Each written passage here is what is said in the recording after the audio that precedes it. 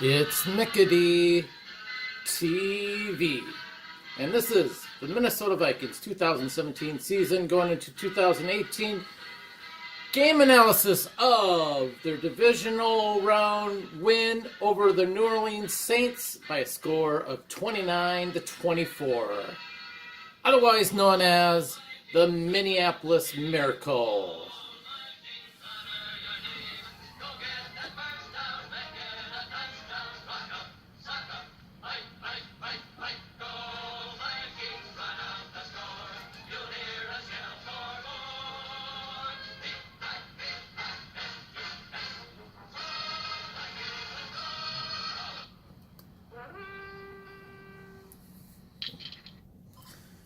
And of course, in this game, this was the game in which the Vikings came back from behind after giving up a 17-point lead, 17-0 lead, and came back from behind on a pretty much a miraculous play. The catch was pretty good. The defensive, I don't understand what happened with number 43 tackling Diggs. Maybe the ghost, the spirit of Prince came in and distracted him for this brief moment, and Diggs catches the ball, the guy misses the tackle, and Diggs runs it in for the touchdown. But this was a very interesting game. It was a very fun game at the beginning, and then towards the end, an extremely frustrating game, which drove me nuts. And I was downtown St. Paul with a friend, and we were going to go see the Minnesota Wild play before the game, or after the game. And we decided to go to some restaurant down in St. Paul and try to catch, most of the Vikings game there. And then if they have it on the screens at the Xcel Energy Stadium, or Energy Center, Xcel Energy Center, where the Minnesota Wild play, and if they were playing it over there too, we would try to watch it there. And watching the game, first half, pretty good until like about halfway through the second quarter. I mean, the Vikings were in control of this game. And then after that, they got into the same routine that I've bitched and complained about throughout the season about what this team does. And what the coach does with this team. He plays not to lose. He doesn't play to win. He plays not to lose. And you saw that in this game. And I was at Xcel. First half, I was at the restaurant with my friend. We watched it. Then we went over to Xcel Energy Center. And they did have the game on the screen. But that was when things started collapsing. And I got very frustrated with it. I'll talk more later on in this video. Let's talk about stats first. And this might be a two-part series or a two-parter here. I have a feeling it will be because amount of time I want to talk about this game. So please be patient. There's probably going to be a part 2 to this video. So anyways, some interesting points here. All right, Case Keenum. Initially, you would think that he had pretty good stats. 25 out of 40, maybe not a very good a passing game there, or completion, for 318 yards. That's a lot of yards. Huge part of that came at the end of the game on the last play. And his passer rating was an 85.2 because he had one interception. He had one pass for TD, but he had an interception, and his play throughout the game, at the beginning of the game, things were going great, and then it just didn't seem like he could put away what was going on here.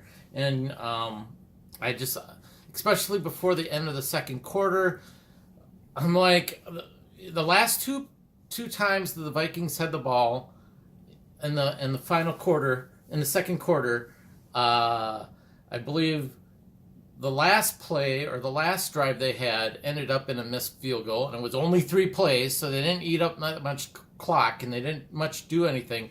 And then the time before that, when they had possession, 3 plays and a punt. That's not good, especially going into the half when you're leading by 17-0 and you get the possession twice with a 17-point lead and you do nothing with it. That was what was really frustrating, because if the Vikings need to be a great team, they have to learn how to put away teams early, or at least score another touchdown before a half, because it's hugely important to try to decimate and demoralize the Saints. And pretty much what happened at the end of the second quarter kept the Saints alive. So that's Case Keenum's stats. Our running game wasn't that great. We had like maybe a total of 90 yards rushing or something like that. Latavius Murray had 50 yards rushing. He had 1 TD and 2 receptions for 17 yards. It looked like at the beginning of the game we were going to establish a pretty good running game, and then it just went kaput. And then our other running back only had 8 carries for 34 yards, but he had a TD as well. 3 receiving and 6 yards of that. Or 3 receptions, 6 yards total in reception yards. So not a very good day on both running backs for being involved in the passing game. Stephon Diggs, he finished the game with 6 receptions, 137 yards, and 1 TD. Like I said with the Case Keenum thing, a huge part of his stats came from that final play, which I will talk about more later in the video. Although I'm just going to say the TD he got was the game-winning TD. Spectacular finish, but there was a lot of things that I didn't like leading up to that, and it drove me nuts. Our other leading receiver was Adam Thielen. He had 6 receptions for 74 yards, so he did pretty good. Our offensive line, I wasn't really happy about. They needed to step up their game and stop the Saints. But they were the reason, just as much as Case Keenum, on why we did a lot of 3-and-outs and a lot of punts and field goal attempts and field goals in this game when we should have been scoring touchdowns more often than not. The offensive line gave up 2 sacks, 3 tackles for losses, 5 passes were defended, and 8 QB hits. That's a lot of hits on the QB. I have no idea how many hurries there were, but I'm sure there was a ton. So offensive line-wise, could have done a whole lot better. And these things that happened in the game spilled over into the next game against the Philadelphia Eagles, and they weren't so forgiving. That'll be another video for another day. Out of our defense, the leading tackler was Eric Kendricks with 10 tackles, 7 of which were solo.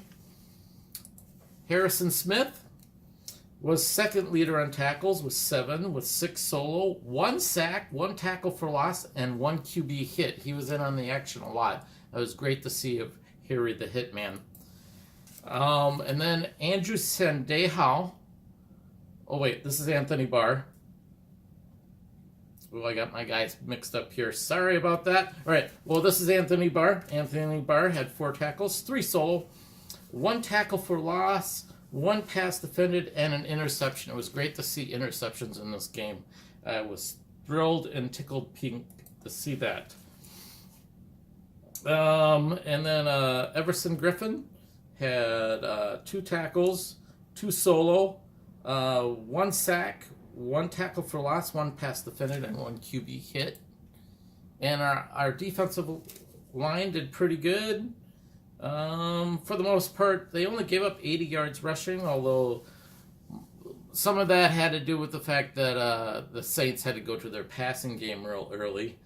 And then the Saints wound up having 278 yards passing.